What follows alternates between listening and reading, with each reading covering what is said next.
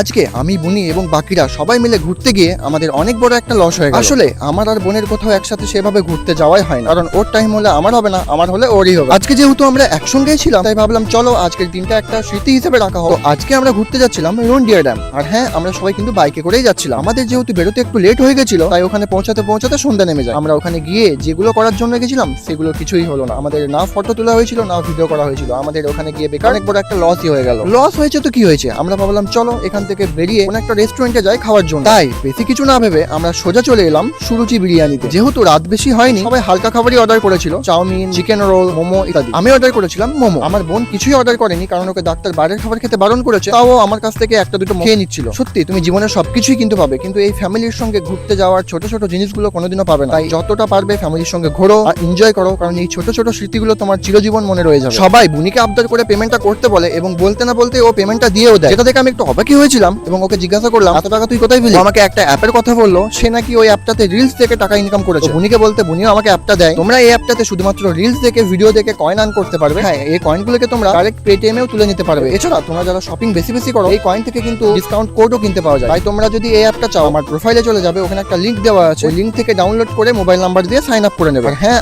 আমার লিংক থেকে তুমি যদি অ্যাপটা ডাউনলোড করো প্রথমে কিন্তু পেয়ে যেতে পারো 300 টাকা, যেটা তুমি ডাইরেক্ট পেটিএমে ট্রান্সফার করতে পারবে।